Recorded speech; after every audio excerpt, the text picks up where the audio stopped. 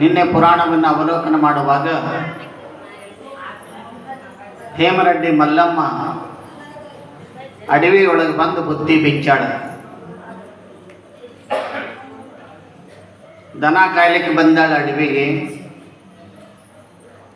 ದನಗಳನ್ನು ಹೊಡೆದು ಹಚ್ಚಿ ಮಲ್ಲಯ್ಯನ ಧ್ಯಾನ ಮಾಡ್ಕೋತ ಆನಂದದಿಂದ ಕುಂತಾಳ.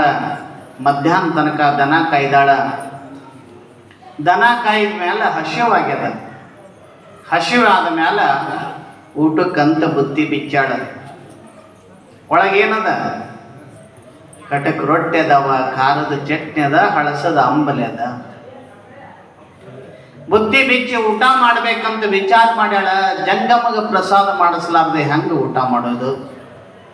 ವಿಚಾರ ಮಾಡೋದ್ರೊಳಗೆ ಜಗದೊಡೆಯನಾದಂಥ ಮಲ್ಲಯ್ಯ ಜಂಗಮನ ವೇಷ ಹಾಕಿ ಅಲ್ಲಿ ಬಂದು ಪ್ರತ್ಯಕ್ಷ ಆಗ್ಯಾನ. ತಂದದ ಬುತ್ತಿ ಅವನ ಮುಂದಿಟ್ಟಾಳ. ಇಟ್ಟೇನು ಹೇಳ್ತಾಳ? ಕೊಡೋನು ನೀನೇ, ತಗೊಳ್ಳೋನು ನೀನೇ. ನಂದೇನದು ಇದ್ರೊಳಗ? ನಂದದನ್ನುವಂಥ ಭಾವ ನನ್ನಲ್ಲಿಲ್ಲ. ನೀ ಎಂಥದ್ದು ಕೊಟ್ಟಿದಿ ಅಂಥದ್ದು ನನಗೆ ಅರ್ಪಣೆ ಮಾಡಿದೀನು. ದೇವ್ರು ಎಂಥದ್ದು ಕೊಟ್ಟನಾಕಿ? ಹಳಸದ ಅಂಬಲಿ ಕೊಟ್ಟಾನ, ಅದನ್ನೇ ಕುಡ್ದಾನ ಮಲ್ಲಯ್ಯ. ಕುಡ್ದ ಹೇಳ್ತಾನ, ಎಂಥ ಅಮೃತಕ್ಕೆ ಸಮಾನವಾದಂಥದ್ದು ಊಟ ಇದು, ಇಂಥ ಊಟನೇ ನಾ ಎಂದೂ ಮಾಡಿಲ್ಲ ಅಂತಾನ ಮಲ್ಲಯ್ಯ. ಆಕಿ ಏನು ಊಟ ಕೊಟ್ಟಾನ? ಬಿಸಿ ಹೋಳಿಗೆ ಕೊಟ್ಟಾನ, ಹುಗ್ಗಿ ಕೊಟ್ಟಾನ, ಚಪಾತಿ ಕೊಟ್ಟಾನ, ಅನ್ನ ಸಾರ ಎಲ್ಲ ಊಟ ಮಾಡಿಸ್ಯಾನ. ಎಂಥ ಕರುಣಾಮಯಿ ನೋಡ್ರಿ ಮಲ್ಲಯ್ಯ. ತಾನು ಹಳಸಿದ ಉಂಡು ತನ್ನ ಭಕ್ತರಿಗೆ ರುಚಿ ಊಟ ಕೊಡ್ತಾನ ಅಂತಂದ್ರೆ ಇಂಥ ದೇವರು ಜಗತ್ತನಾಗಿ ಎಲ್ಲಿ ಸಿಗಂಗಿಲ್ಲ. ಅದಕ್ಕೆ ಪರಮಾತ್ಮನ ಭಕ್ತರು ಭಾಳ ಮಂದಿ ಅದಾರ. ಮಲ್ಲಯ್ಯನ ಭಕ್ತರು ಭಾಳ ಮಂದಿ ಅದಾರ.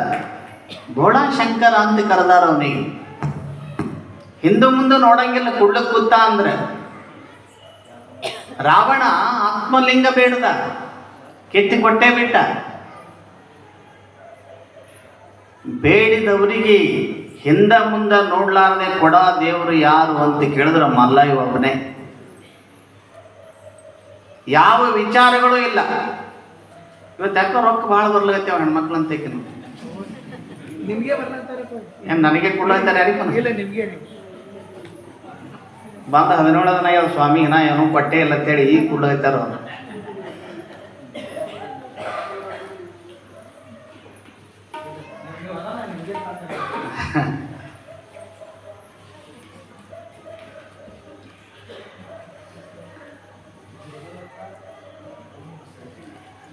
ಮಾತೋಶ್ರೀಯವರಾದ ಜಗದೇವಕ್ಕ ಮಸಳಿಯವರು ನಮ್ಮ 3 ಜನ ಕಲಾವಿದರಿಗೆ ತಲಾ 100 ರೂಪಾಯಿ ಭಕ್ತಿ ಕಾಣಿಕೆಯನ್ನು ಕೂಡ ಮಾಡಿದ್ದಾರೆ.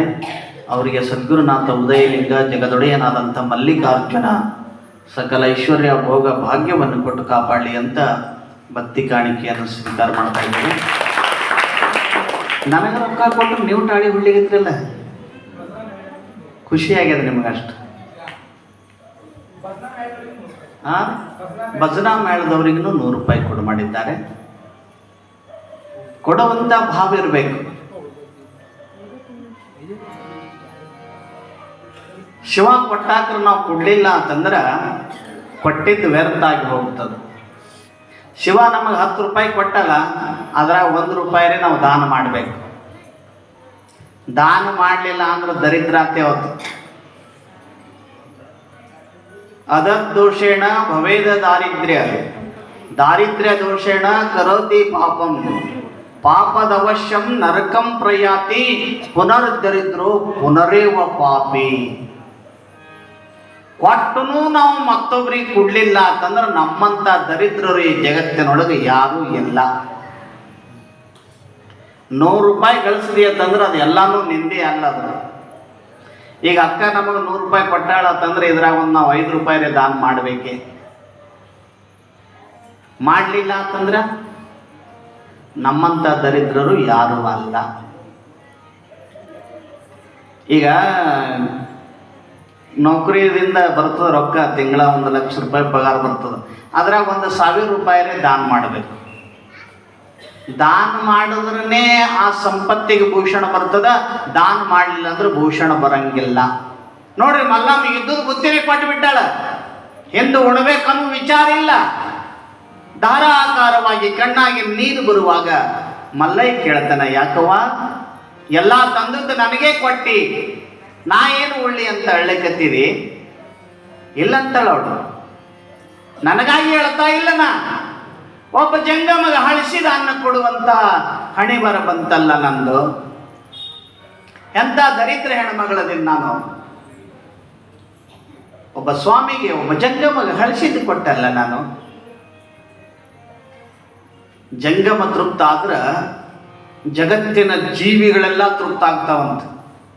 ಈಗ ಸ್ವಾಮಿ ಮನೆಗೆ ಊಟಕ್ಕೆ ಬರ್ತಾರಿಲ್ಲ, ಕರಿತೀರಲ್ಲ, ಶ್ರಾವಣದಾಗ ಕರಿತೀರಿ ಎಲ್ಲಾದ್ರು. ನನಗರೆ ಕರ್ಲಿಗೆ ಕರಿ, ದಿನ ಒಂದು ಮನೆಗೆ ಹೋಗಿ ಬರ್ತೇನೆ ನಾನು. ಊಟಕ್ಕೆ ಬಂದ ಮೇಲೆ ಸ್ವಾಮಿಗಳು ಸುಮ್ಮನೆ ಊಟ ಮಾಡ್ತಾರೆ, ಒಂದು ಮಂತ್ರ ಹೇಳಿ ಊಟ ಮಾಡ್ತಾರೆ. ಒಂದು ಮಂತ್ರ ಹೇಳಿ ಊಟ ಮಾಡ್ತಾರೆ. ಸಾಷ್ಟಾಂಗ ಹಾಕ್ರಿ ಅಂತಾರೆ. ನಿಮ್ಗೆ ಸಾಷ್ಟಾಂಗ ಹಾಕ್ಲಿಕ್ಕೆ ಹಚ್ಚಿ ಒಂದು ಮಂತ್ರ ಹೇಳ್ತಾರೆ. ಏನಂತ ಹೇಳ್ತಾರ? ಶಿವಯೋಗಿನೇ ಸಂತೃಪ್ತೋ ತೃಪ್ತೋ ಭವತಿ ಶಂಕರಂ ತತೃಪ್ತ್ಯ ತನ್ಮಯಂ ವಿಶ್ವತೃಪ್ತಿ ಮತಿ ಚರಾಚರಂ. ಹಿಂಗಂದ್ರೆ ಏನು? ಸ್ವಾಮಿ ಅಂದಾನ, ನೀವು ಹೂ ಅಂದಿರಿ ಅಷ್ಟೇ. ಅದರ ಅರ್ಥ ಸ್ವಾಮಿಗೂ ಗೊತ್ತಿಲ್ಲ, ನಿಮಗೂ ಗೊತ್ತಿಲ್ಲ. ಶಿವಯೋಗಿನೇ ಸಂತೃಪ್ತೋ ತೃಪ್ತೋ ಭವತಿ ಶಂಕರಂ. ಶಿವಯೋಗಿ ಸ್ವರೂಪಿಯಾದಂಥ ಒಬ್ಬ ಜಂಗಮ ತೃಪ್ತಾದ ತಂದ್ರ ಜಗದೊಡೆಯನಾದಂಥ ಪರಮಾತ್ಮನು ತೃಪ್ತ ಆಗ್ತಾನ. ತತೃಪ್ತ್ಯ ತನ್ಮಯಂ ವಿಶ್ವತೃಪ್ತಿ ಮತಿ ಚರಾಚರಂ.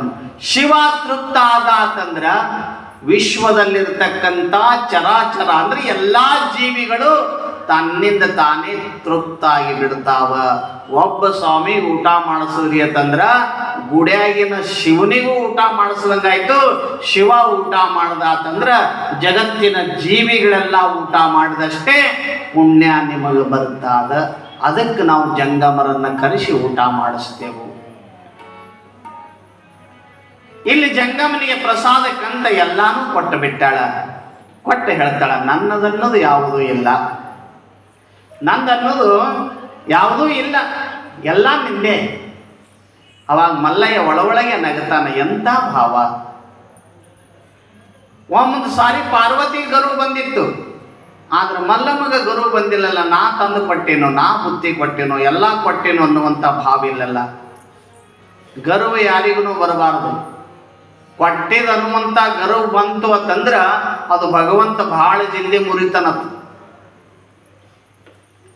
ಈ ಕೈಲಿ ಕೊಟ್ಟು ಈ ಕೈಲಿ ಮರ್ತು ಬಿಡ್ಬೇಕು. ಎಡಗೈಲೆ ಕೊಟ್ಟದ್ದು ಬಲಗೈಲೆ ಕೊಟ್ಟದ್ದು ಎಡಗೈ ಗೊತ್ತಾಗಿರಬಾರ್ದು. ಒಮ್ಮೇನಾಗ್ಯದ, ಕರ್ಣ ಕ್ಷೌರ ಮಾಡ್ಕೋತಿದ್ದ. ಕರ್ಣ ಕ್ಷೌರ ಅಂತಂದ್ರೆ ದಾಡಿ ಮಾಡ್ಕೋತಿದ್ದ. ಮಹಾರಾಜ ಅವ ಬಂಗಾರದ ಬಟ್ಟಲದೊಳಗೆ ನೀರು ತಗೊಂಡಿದ್ದ. ನೀರು ಮೋತಿಗೆ ಹಚ್ಕೊಳಕ್, ಮುಖಕ್ಕೆ ಹಚ್ಕೊಳಕ ಬಂಗಾರ ಬಟ್ಟಲದೊಳಗೆ ನೀರು ತಗೊಂಡಿದ್ದ. ಆ ಬಂಗಾರ ಬಟ್ಲ ಎಡಕಿನ ಕಡೆ ಇತ್ತದು. ನವದಿಗ ಎದುರಿಗೆ ಕುಂತಿದ್ದ. ಅವ ಹಿಂಗೆ ತಗೊಂಡು ನೀರು ಹಚ್ತಿದ್ದ. ಅದ್ರ ಬಂಗಾರ ಬಟ್ಟಲ್ದಂದು ಎಡಕಿನ ಕೈಯಾಗಿತ್ತದು, ಎಡಕಿನ ಭಾಗಕ್ಕೆ ಇತ್ತದು. ಅಷ್ಟಾಗ ಒಬ್ಬ ಭಿಕ್ಷುಕ್ ಬಂದ. ಯಪ್ಪ, ಏನಾದರೂ ಭಿಕ್ಷಾ ನೀಡ್ರಿ ಮಹಾರಾಜರೇ ಅಂತಂದಾಗ ಆವಾಗ ಕರ್ಣ ಒಂದು ಕ್ಷಣನೂ ವಿಚಾರ ಮಾಡಲಿಲ್ಲ. ಕೊಡುವುದರೊಳಗೆ ಕರ್ಣನಂತ ಶೂರರು ಯಾರೂ ಇಲ್ಲ. ತನ್ನ ಕರ್ಣ ಕುಂಡಲಗಳನ್ನೇ ಕೊಟ್ಟಂತ ಮಹಾತ್ಮ ಆತ. ಅವ ಭಿಕ್ಷುಕ ಬಂದು ಏನಾದರೂ ಕೊಡುವ ತಂದಾಗ ಈ ಎಡಕಿನ ಕೈ ಕಡೆಯನ್ನು ಬಂಗಾರದ ಬಟ್ಲಿತ್ತಲ್ಲ, ಆ ಬಂಗಾರದ ಬಟ್ಲೆ ಎತ್ತಿ ಅವ್ನ ಜೋಳಿಗೆ ಹಾಕಿದ. ಒಂದು ಕ್ಷಣನೂ ವಿಚಾರ ಮಾಡಲಿಲ್ಲ. ಆವಾಗ ಮದ್ರಿ ಕುಂತೇನು ದಾಡಿ ಮಾಡ್ತಿದ್ದಲ್ಲ, ಅವ ಹೇಳ್ತಾನ, ನಾವುದೀಗ ಯಪ್ಪ ಎಡಕಿನ ಕೈಲೇ ದಾನ ಮಾಡಬಾರ್ದು ಅಂತ ಹೇಳ್ತಾರ, ಆದ್ರೆ ನೀವು ಎಡಕಿನ ಕೈಲೇ ದಾನ ಮಾಡಿದ್ರಿಲ್ಲ. ಆವಾಗ ಕರ್ಣ ಹೇಳ್ದ, ಎಡಕಿನ ಕೈಯಾಂದು ಬಟ್ಲ ತಗೊಂಡು ಬಲಕಿನ ಕೈಯ ತಗೊಂಡು ಅದು ನೀಡುವುದ್ರೊಳಗೆ ನನ್ನ ಭಾವ ಬದಲಾಯಿತು ಅಂತಂದ್ರೆ ನೀಡಿದ್ದು ಸ್ವಾರ್ಥಕ್ಕಾಗಂಗಿಲ್ಲ. ಎಡಗೈಲೇರೆ ಮಾಡು, ಬಲಗೈಲೇರೆ ಮಾಡು, ಭಾವ ಶುದ್ಧದಿಂದ ನೀ ಏನು ಮಾಡು, ದಾನ ಧರ್ಮಗಳನ್ನ ಮಾಡು. ಭಾವ ಶುದ್ಧದಿಂದ ನೀ ದಾನ ಧರ್ಮ ಮಾಡುವಂತ ಕರ್ಣ ಹೇಳ್ತಾನೆ. ಅದಕ್ಕೆ ಕೊಟ್ಟಿದ್ದಕ್ಕೆ ಅಹಂಕಾರ ಬರಬಾರ್ದು. ಒಮ್ಮ ಪಾರ್ವತಿಗೆ ಅಹಂಕಾರ ಬಂದಿತ್ತ. ಯಾರು ಪಾರ್ವತಿ? ಈ ತೆಳಕಿನ ಒಣಕ್ಕೆಲ್ಲ ಆಕಿ ಪರಮಾತ್ಮನ ಹೆಂಡತಿ, ಆಕಿ ಗರ್ವ ಬಂದಿತ್ತ. ಈಕೆ ನಮ್ಮ ಪಾರ್ವತಿ ಗರ್ವ ಬರೋದಂತೂ ಭಾಳ ಸ್ವಾಭಾವಿಕ, ಭಾಳ ಜಲ್ದಿ ಬರ್ತದೆ. ದೇವರಿಗೂ ಒಮ್ಮೊಮ್ಮೆ ಅಹಂಕಾರ ಬರ್ತದೆ. ಒಮ್ಮೇನಾಗ್ಯದ, ಶಿವನ ಸಭೆಯೊಳಗೆ ಎಲ್ಲ ಗಣಾಧೀಶ್ವರ ಬಂದು ಕುಂತಾರ, ಶಿವನೂ ಬಂದು ಕುಂತಾನೆ. ಅಷ್ಟರೊಳಗೆ ಪಾರ್ವತಿ ಮನೆ ಕೆಲಸ ಎಲ್ಲ ಮುಗಿಸಿ ಆಕೆನೂ ಸಭಾಕ್ಕೆ ಬಂದಾಳ. ಸಭಾಕ್ಕೆ ಬರೋದ್ರೊಳಗೆ ಭಗವಂತ ಏನು ಮಾಡ್ಯಾನ, ಎಲ್ಲ ಗಣಾಧೀಶ್ವರಿಗೆ ಅವನ ರೂಪೇ ಕೊಟ್ಟಾನ. ಎಲ್ಲರೂ ಮಲ್ಲಯ್ಯನಿಗೆ ಕಾಣಿಸ್ಲಿಕತ್ಯಾರ. ಅವು ಪಾರ್ವತಿ ಬಂದು ಸಭಾದಾಗ ಹುಚ್ಚಾದಳು. ಎಲ್ಲರೂ ಪರಮಾತ್ಮನಿಗೆ ಕಾಣಿಸ್ಲಿಕತ್ಯಾರ. ಇದ್ರ ನನ್ನ ಗಂಡ ಯಾರು, ನಾ ಯಾರು ಅಂತ್ಯಾಕೆ ಹೋಗಿ ಕುಂಡ್ರಲ್ಲಿ. ಹುಡುಕಾಡ್ದಳು ಶಿವನೇ ಸಿಗಲಿಕ್ಕೆ ತಯಾರಿಲ್ಲ. ಹ್ಯಾಂಗೆ ಮಾಡೋದಿನ್ನ, ಯಾರ ಹತ್ರ ಹೋಗಿ ಕೂಡಬೇಕು? ಆವಾಗ ಶಿವನಿಗೆ ಶರಣ ಹೋದಳು. ಯಪ್ಪ ಶಿವನೇ, ನೀ ಏನು ಮಾಡು, ನಿನ್ನ ರೂಪ ನನಗೆ ತೋರಿಸು. ನೀ ಯಾರು ಅನ್ನೋದು, ನೀ ಎದ್ದು ನಿಂದ್ರು ನಿನ್ನ ಹತ್ರ ಬಂದು ಕೂಡ್ತೇನೋ.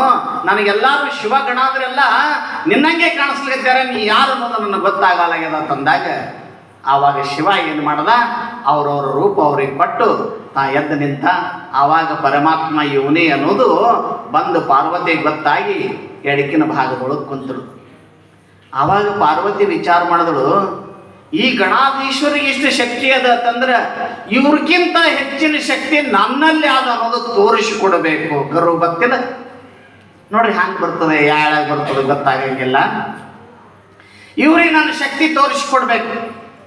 ಅವು ಪಾರ್ವತಿ ಅಂದಳು, ನೋಡ್ರಿ ನನ್ನೊಂದು ಆಶೆ ಆಗ್ಯದ, ನೀವೆಲ್ಲಿ ಗಣಾಧೀಶ್ವರ ಅದಾರಲ್ಲ, ಏನು ಸಭಾದಾಗ ಕುಂತಾರಲ್ಲ, ಇವ್ರಿಗೆಲ್ಲರಿಗೂ ನಾಳೆ ನಮ್ಮ ಮನೆಗೆ ಊಟಕ್ಕೆ ಕರೆದೇನ, ಇವರಿಗೆಲ್ಲರಿಗೂ ಹೊಟ್ಟೆ ತುಂಬ ಊಟ ಹಾಕ್ತೇನೆ, ನಾ ಮಾಡಿದ ಅಡಿಗೆ ಹಾಕ್ತೇನೆ. ಅವಾಗ ಪರಮಾತ್ಮ ಹುಚ್ಚದಿ ಅಂದ, ನಾನು ಇಷ್ಟು ಮಂದಿಗೆ ಹೆಂಗೆ ಊಟ ಹಾಕೋದಾಗ್ತದೆ, ನಿನಗೆ ಆಗಂಗಿಲ್ಲ, ನೀ ಹೋಗು ಅಂದ. ಇಲ್ಲ ಅಂದಳಕ್ಕೆ, ನಾ ಸಾಕ್ಷಾತ್ ಅನ್ನಪೂರ್ಣೆ, ನಾವೊಂದು ಅಗಳ ಬಾರೆ ಕೊಟ್ಟ ಅಂತಂದ್ರೆ ಅದು ಒಂದೇ ಅಗಳದಿಂದ ಎಷ್ಟೋ ಮಂದಿ ತೃಪ್ತಾಗಿ ಹೋಗ್ಯಾರ, ಇವ್ರು ಹೆಂಗೆ ತೃಪ್ತ ಆಗಂಗಿಲ್ಲ. ನಾ ಮಾಡಿದ ನಾ ಕೊಡ್ತೇನೋ ಅಂತ ಅಹಂಕಾರದಿಂದ ಹೇಳಿದಳು. ಅವಾಗ ಶಿವ ಅಂದ, ಇದು ಮುರಿಬೇಕು ಅಂದ. ನೋಡ ಆಗಂಗಿಲ್ಲ ನಿನ್ನ ಕೈಲಿ ಅಂದ. ಇಲ್ಲ, ನಾಳೆ ಎಲ್ಲರೂ ನಮ್ಮ ಮನೆಗೆ ಊಟಕ್ಕೆ ಬರಬೇಕು. ಆಯಿತು ಅಂದರು. ಆಯಿತು ಅಂತ ತಿಳ್ಕೊಂಡು ಪಾರ್ವತಿ ಮನೆಗೆ ಹೋಗಿ ಸೇವಕಿಯರಿಗೆ ಹೇಳಿದ್ರು, ನಾಳೆ ಒಂದು 20-30 ಮಂದಿ ಗಣಾಧೀಶ್ವರ ಊಟಕ್ಕೆ ಬರ್ತಾರೆ. 20-30 ಮಂದಿ ಬರ್ತಾರೆ ಅವರು. ಆದ್ರೆ ನೀವು 20-30 ಸಾವಿರ ಮಂದಿಗೆ ಸಾಲಟ್ಟು ಅಡಿಗೆ ಮಾಡಿ. 30 ಮಂದಿ ಬರ್ತಾರೆ, 30 ಸಾವಿರ ಮಂದಿಗೆ ಸಾಲುವಷ್ಟು ಅಡಿಗೆ ತಯಾರು ಮಾಡ್ರಿ ಅಂತಂದಾಗ ಅಡಿಗೆಲ್ಲ ತಯಾರಾಯಿತು. ತಯಾರಾದ ಮೇಲೆ ಒಬ್ಬ ಸೇವಕಿ ಬಂದು ಊಟಕ್ಕೆ ಬರಬೇಕು ಅಂತಂದಾಗ ಗಣಾಧೀಶ್ವರನ್ನ ಧ್ಯಾನ ಮಾಡ್ಲಿಕ್ಕತ್ತಿರು. ಅದ್ರಾಗ ಒಬ್ಬ ಸಣ್ಣ ಗಣಾಧೀಶ್ವರ, ಭಾಳ ಸಣ್ಣ, ಅವನಿಗೆ ಹಸು ತಡೆಯಲ್ದಾಯ್ತು. ಅವ ಅಂದ, ನಾ ಮೊದಲು ಹೋಗಿ ಊಟ ಮಾಡಿ ಬರ್ತೇನೋ ಅಂತ ತಿಳ್ಕೊಂಡು ಬರ ಪಾರ್ವತಿ ಕಡೆ ಬಂದ. ಯವ್ವ, ಮತ್ತು ನನಗೆ ಭಾಳ ಹಸಿವಾಗ್ಯದ, ಊಟಕ್ಕೆ ಕೊಡು ಅಂದ. ಎಲ್ಲರೂ ಬರೀ ಎಲ್ಲರ ನೋಡಿ ಊಟ ಮಾಡಾಕತ್ತೆ ಅಂದ್ರು.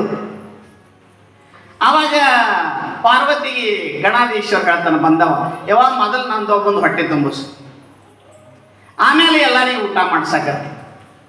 ಯಾಕೆಂದ್ರು ಇಷ್ಟಿದ್ದೀನಿ, ಒಂದು ಅಗಳನ್ನ ಬಾಯ ಹಾಕಿದ್ರೆ ನೀನು ಹೊಟ್ಟೆ ತುಂಬಿ ಹೋಗ್ತದ, ಅಲ್ಲೇ ಊಟ ಮಾಡ್ತೀವಿ, ಸರಿ ಆ ಕಡೆ ಅಂದ್ರು. ಇಲ್ಲವ ನನಗೆ ಭಾಳ ಹಸಿವಾಗ್ಯದ, ಮೊದಲು ನಾನು ಹೊಟ್ಟೆ ತುಂಬಿಸು, ಉಳಿತು ಅಂತಂದ್ರೆ ಅವ್ರಿಗೆ ಕರ್ಯಾನು ಅಂದ. ಆಕಿ ಗಾಬರಿ ಆದಳು. 30 ಸಾವಿರ ಮಂದಿಗೆ ಸಾಲುವಷ್ಟು ಅಡಿಗೆ ಮಾಡಿದ, ನೀವು ಒಬ್ಬನೇ ಊಟ ಮಾಡ್ತಿ, ಕುಂಡ್ರಿ ಇಲ್ಲ ಅಂತಂದ್ರೆ. ಆ ಶಿವಕಿ ಹೇಳಿದ್ರು, ತಂದು ನೀಡ್ರಿ ಇವನಿಗೆ ಅಂದರು. ತಂದು ನೀಡ್ಲಿಕ್ಕೆ ಚಾಲು ಮಾಡಿದ್ರು. ಎಷ್ಟು ನೀಡ್ತಾರೋ ಅಷ್ಟೆಲ್ಲ ಉಳ್ಳಕತ್ತ. 30 ಸಾವಿರ ಮಂದಿಗೆ ಏನು ಅಡಿಗೆ ಮಾಡಿರಲಿಲ್ಲ, ಅಷ್ಟೆಲ್ಲ ಒಬ್ಬನೇ ಊಟ. ಎಲ್ಲ ಮುಗೀತು, ಅನ್ನ ಸಾರ ಎಲ್ಲ ಮುಗೀತು. ಮುಗಿದ ಮೇಲೆ ಏನೋ ತಂದು ನೀಡ್ರಿ ಎಲ್ಲ ಕತ್ತ.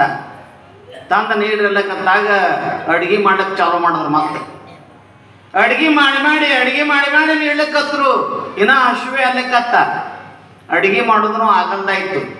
ಅವಾಗ ಏನು ಮಾಡಿದ್ರು, ಆ ಉಗ್ರಾಣದಾಗ ಇರ್ತಕ್ಕಂಥ ಕಾಳ ಕಡಿನೆ ತಂದು ನೀಡ್ಲಿಕ್ಕತ್ರು. ಅದನ್ನು ತಿರ್ಲಿಕ್ಕತ್ತ. ಉಗ್ರಾಣದಾಗಿನ ಕಾಳ ಕಡಿ ಅದನ್ನು ಎಲ್ಲ ಮುಗೀತು. ಮುಗಿದ ಮೇಲೆ ಇನ್ನ ಹಸುವಾಗ್ಯದಂದ. ಯಪ್ಪ ಆಯ್ತು ನಮ್ಮಲ್ಲಿದೆಲ್ಲ ಅಂದರು. ಆದ್ರೆ ಇವ ನೀರೇ ಕುಡ್ರಿ ಕುಡ್ಲಿಕ್ಕೆ 4 ಕಾಳ ಅಂದ. ಅರ್ಧ ಹೊಟ್ಟಿಲಿ ಉಣಿಸಿ ಕಳಿಸ್ಲತ್ತೀರಿ, ನೀರೇ ಕುಡ್ರಿ ಹೊಟ್ಟೆ ತುಂಬ ಅಂದ. ನೀರು ತಂದು ಕುಡ್ಲಗತ್ತರು. ಮನ್ಯಾಗ ನೀರು ಅದು ಯಪ್ಪ ನೀರನ್ನು ಅದು ಅಂದ್ರು.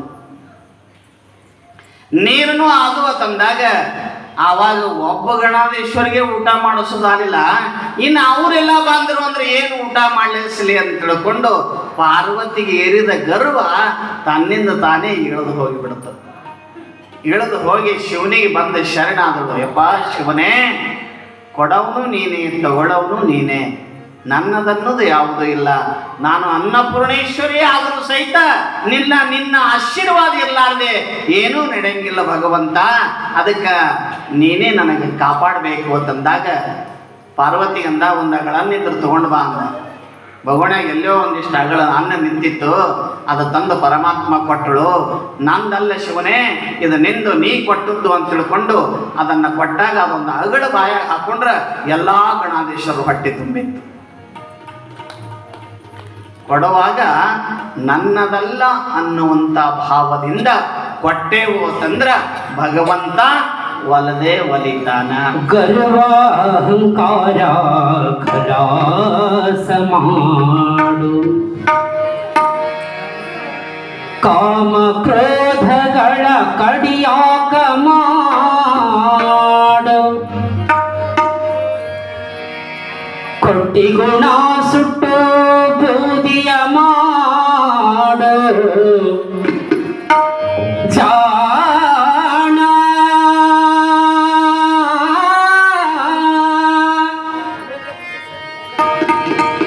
ಕೇಳು ಜಾಣ,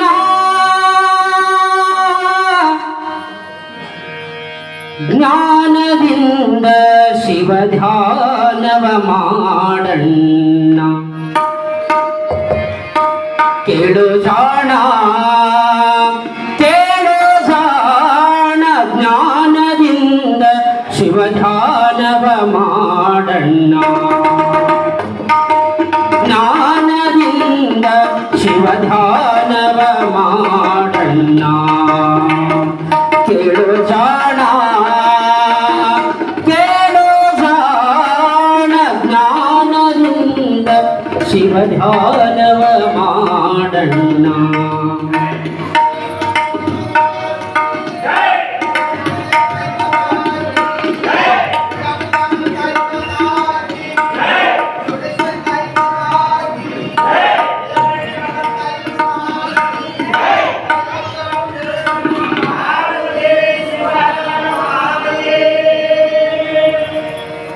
ಗರ್ವಾಹಂಕಾರ ಖಲಾಸ ಮಾಡು, ಗರ್ವಾಹಂಕಾರ ಖಲಾಸ ಮಾಡು, ಕಾಮ ಕ್ರೋಧಗಳು ಕಡಿಯಾಕ ಮಾಡು, ಕಾಮ ಕ್ರೋಧಗಳು ಕಡಿಯಾಕ ಮಾಡು, ಕೊಟ್ಟಿ ಗುಣ ಸುಟ್ಟು ಬೂದಿಯ ಮಾಡು, ಕೊಟ್ಟಿ ಗುಣ ಸುಟ್ಟು ಬೂದಿಯ ಮಾಡು, ಸಿಟ್ಟು ಬಂದರೆ ನೀ ನಿಧಾನ ಮಾಡು, ಸಿಟ್ಟು ಬಂದರೆ ನೀ ನಿಧಾನ ಮಾಡು, ನಡೆನುಡಿ ಎಂಬುದು, ನಡೆನುಡಿ ಎಂಬುದು ಬಿಗು ಮಾಡಣ್ಣ.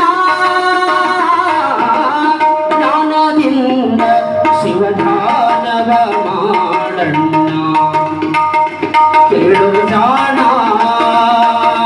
ಕೇಳು ಜಾಣ, ಜ್ಞಾನದಿಂದ ಶಿವಧ್ಯಾನವ ಮಾಡಣ್ಣ.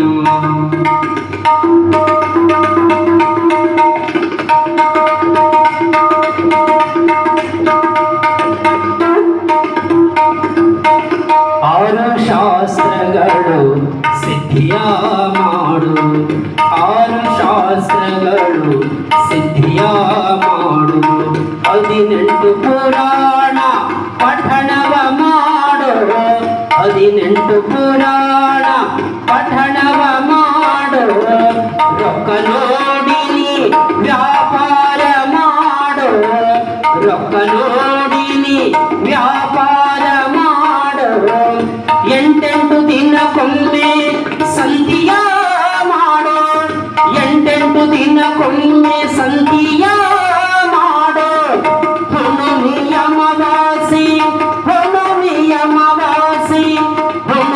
ಅಮಾವಾಸಿ ವಂದತ ಮಾಡೋ ಹುಣ್ಣಿಮೆ ಅಮಾವಾಸಿ ವಂದತ ಮಾಡೋ ಅಸ್ತು ಬಂದವರಿಗೆ ಅನ್ನವ ನೀಡಣ್ಣ ಜ್ಞಾನದಿಂದ ಶಿವಧ್ಯಾನವ ಮಾಡಣ್ಣ.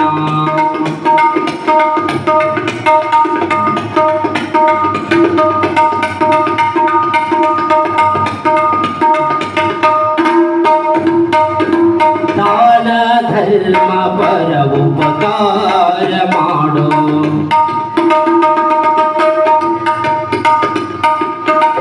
ದಾನ ಧರ್ಮ ಪರ ಉಪಕಾರ ಮಾಡು ನಾಡಿಯ ನೋಡಿ ವೈದ್ಯವ ಮಾಡು ನಾಡಿಯ ನೋಡಿ ವೈದ್ಯವ ಮಾಡು ದತ್ತ ತಾಯಿ ತಂದಿ ಪೂಜೆಯ ಮಾಡು ದತ್ತ ತಾಯಿ ತಂದಿ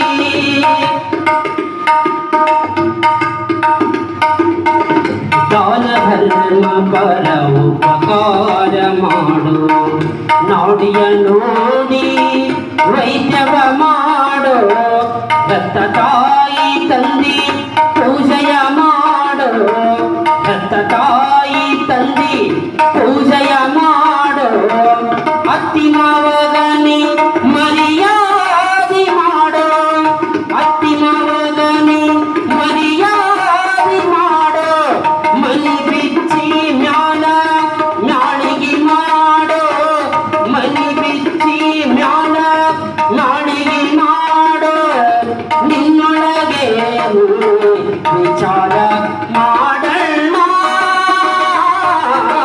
ಜ್ಞಾನದಿಂದ ಶಿವಧ್ಯಾನವ ಮಾಡಣ್ಣ.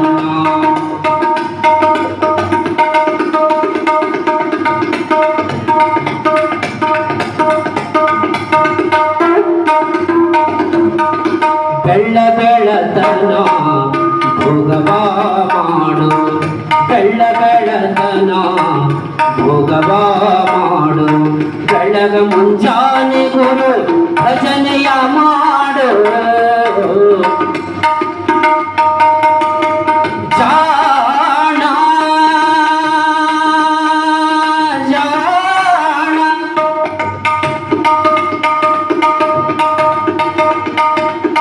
ಮಾನವ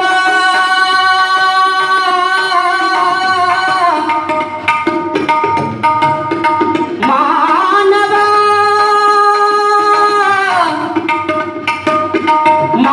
ಮಾನವ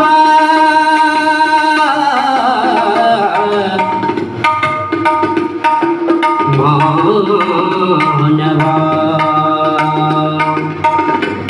ಬೆಳತನ ಭೋಗವ ಮಾಡು ಬೆಳಗ ಮುಂಜಾನೆ ಗುರು ಭಜನೆಯ ಮಾಡು ಬೆಳಗ ಮುಂಜಾನೆ ಗುರು ಭಜನೆಯ ಮಾಡು ವೈರಿಯ ಕಂಡಲ್ಲಿ ಧೈರ್ಯವ ಮಾಡು ವೈರಿಯ ಕಂಡಲ್ಲಿ ಧೈರ್ಯವ ಮಾಡು ಸರಕಾರ ಕಂಡಲ್ಲಿ ಸಲಾಮ ಮಾಡು ಸರಕಾರ ಕಂಡಲ್ಲಿ ಸಲಾಮ ಮಾಡು ಭಕ್ತ ಮುಳುಗಿದಲ್ಲಿ ವಸ್ತಿಯ ಮಾಡು ಭಕ್ತ ಮುಳುಗಿದಲ್ಲಿ ವಸ್ತಿಯ ಮಾಡು ಹರಿಯೊಳ ಕಡಕೋಳ ಮುಖಾಮ ಮಾಡು ಹರಿಯೊಳ ಕಡಕೋಳ ಮುಖಾಮ ಮಾಡು ಗುರು ಮಹಾಂತೇಶನಲ್ಲಿ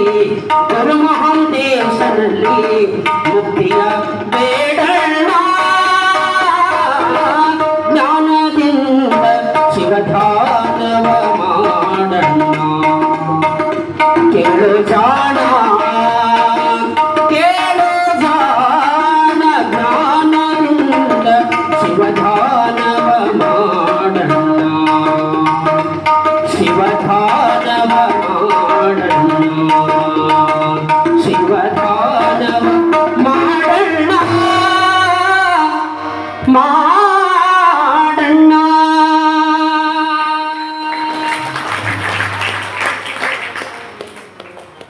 ಹೊತ್ತು ಮುಣೋದಲ್ಲಿ ಮೊಕ್ಕ ಮಾಡ್ರಿ.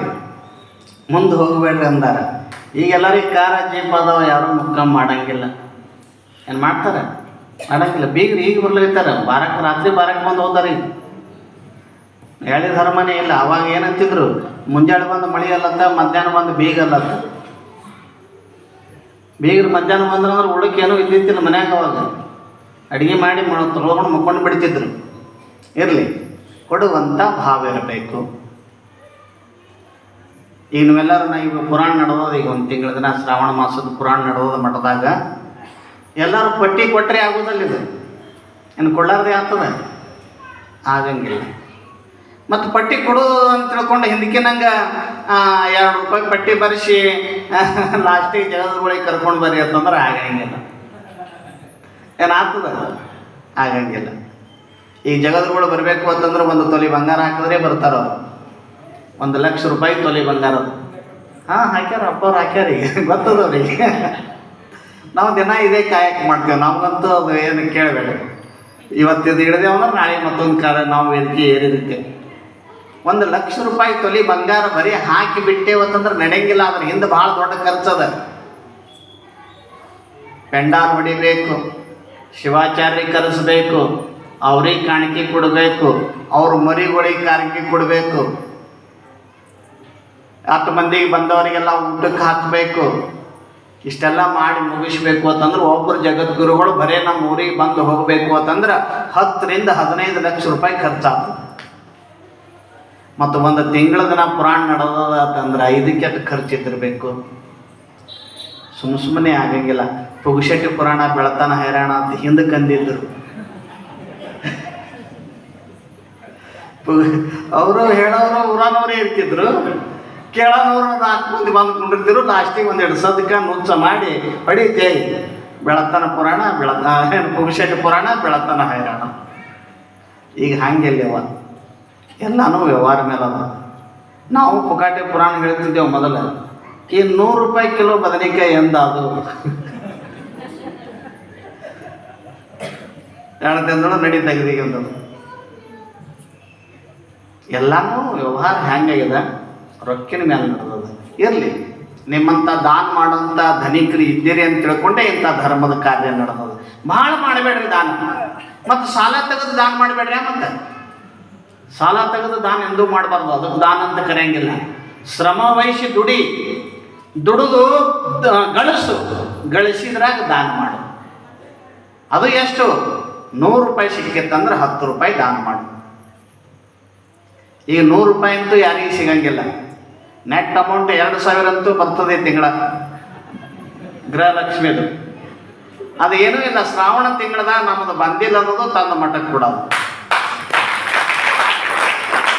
ಒಂದೇ ಪಗಾರ ಕೊಡ್ರಿ ನೀವು. ಒಂದೇ ಗುರುಗಳು ನೋಡ್ರಿ ನೀವು. ಮತ್ತೆ ಮುಂದಿನ ತಿಂಗಳು ಮತ್ತೆ ಪುರಾಣ ಹಚ್ತಾರೆ ಅವರು. ನೀವೇನು ಮಾಡೋದಿಲ್ಲ. 500 ರೂಪಾಯಿ ಪಗಾರ, 2 ದಿನದ ಪಗಾರ ಕೊಡೋದು. ದುಡಿಬೇಕು, ಧರ್ಮಕ್ಕಾಗಿ ದುಡಿಬೇಕು. ಧರ್ಮಕ್ಕಾಗಿ ದುಡಿದ್ರಿ, ದಾನ ಮಾಡಿದ್ರಿ ಅಂತಂದ್ರೆ ಪುಣ್ಯ ಬರ್ತದ. ದಾನ ಮಾಡಲಿಲ್ಲ ಅಂದ್ರೆ ದರಿದ್ರ ಆಗಿ ಹೋಗಿಬಿಡ್ತೀರಿ. ದಾನ ಮಾಡಿದ್ರೆ ಏನು ಪುಣ್ಯ ಬರ್ತದ ನೀವು ಕೇಳ್ತೀರಿ. ಯಾಕೆ ದಾನ ಮಾಡಬೇಕು? ದಾನ ಮಾಡಿದ್ರೆ ಏನು ಪುಣ್ಯ ಬರ್ತದ ಕೇಳ್ರಿ. ಒಂದು ದೃಷ್ಟಾಂತ ಹೇಳ್ತೀನಿ. ಕತೆ ಕಾಲ್ಪನಿಕ ಆಗಿದ್ರು ಸಹಿತ ಅದರೊಳಗಿರ್ತಕ್ಕಂಥ ಸತ್ಯಾಂಶ ಬಹಳ ಗಟ್ಟಿ ಇರ್ತದೆ. ಕತೆ ಕಾಲ್ಪನಿಕ ಇರ್ತದದು. ಕಾಲ್ಪನಿಕ ಕತೆ ಇದ್ರೂ ಸಹಿತ ಅದರೊಳಗೆ ಏನು ಸತ್ಯ ಅಂಶ ಇರ್ತದಲ್ಲ, ಅದು ನಮ್ಮ ಜೀವನಕ್ಕೆ ಭಾಳ ಚಂದ ಅನ್ವಯ ಆಗ್ತದೆ.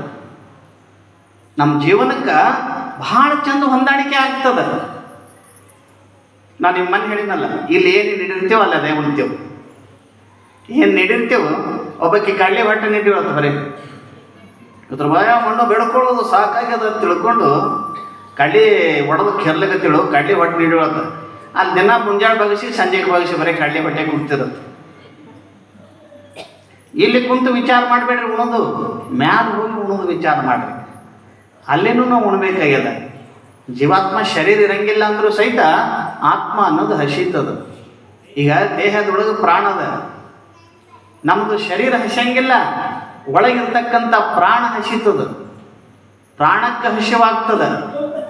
ಆ ಪ್ರಾಣವಾಯು ಇರೋ ತನಕನೇ ನಾವು ನೀವು ಅದು ಹೋಯ್ತು ಅಂತಂದ್ರೆ ನಾವು ಇಲ್ಲ ನೀವು ಇಲ್ಲ. ದಾನ ಮಾಡಿದ್ರೆ ಏನು ಲಾಭ ಬರ್ತದ? ಇಬ್ರು ಸಂತೋಷ ಬಾಬು ಇಬ್ರು ಮಾತಾಡ್ಕೊತ ಕುಂತಿದ್ರು. ಸಂತೋಷಗ ಅವ್ರಿಗೇನಾಯ್ತು, ಸ್ವಲ್ಪ ಸಾಹಿತ್ಯ ಅದು ಇದು ಓದಿದ್ರು, ಜ್ಞಾನ ಇತ್ತು ಅವ್ರಿಗೆ. ಇವರು ವ್ಯಾವಹಾರಿಕ ಮನುಷ್ಯರು. ಯಾರು? ಬಾಬು. ಒಂದು ದಿನ ರೊಕ್ಕ ಎಣಿಸೋದು, ರೊಕ್ಕ ಕೊಡೋದು, ಎಷ್ಟು ದುಡ್ದೇ ಅಂದ್ರೆ ಇಷ್ಟು ರೊಕ್ಕ ಬರ್ತದ, ಇಷ್ಟು ಖರ್ಚಾದ್ರೆ ಇಷ್ಟು ಆಗ್ತದ, ಇದು ಹಿಂಗೆ ವ್ಯಾವಹಾರಿಕ ಜ್ಞಾನ ಇತ್ತು ಇವ್ರಿಗೆ. ಮತ್ತು ಅವ್ರಂದ್ರೆ ಅವರೇ ತಿಳ್ಕೊಂಡ್ರಿ. ಮತ್ತು ನೀವು ಸುಮ್ಮ ಉದಾಹರಣೆ ಕೊಡ್ಲಾಗತ್ತೀನಿ ನಿಮಗೆ. ಇಬ್ಬರೊಳಗೆ ಚರ್ಚೆ ನಡೀತು. ದಾನ ಮಾಡಿದ್ರೆ ಪುಣ್ಯ ಬರ್ತದ ಅಂತ ಸಂತೋಷ ಅವ್ರಂದ್ರು. ಏನು ಹುಚ್ಚಿದ್ಯೋ ಅಂದ್ರು ಅವರು. ಇವರು ವ್ಯಾವಹಾರಿಕ ಮನುಷ್ಯರು, ಇವರು ದಿನ ರೊಕ್ಕದ ಮೇಲೆ ವ್ಯವಹಾರ. ಇವರು ಸೊಸೈಟಿ ರೊಕ್ಕ ಎಣಿಸ್ತಾರಿಲ್ಲ.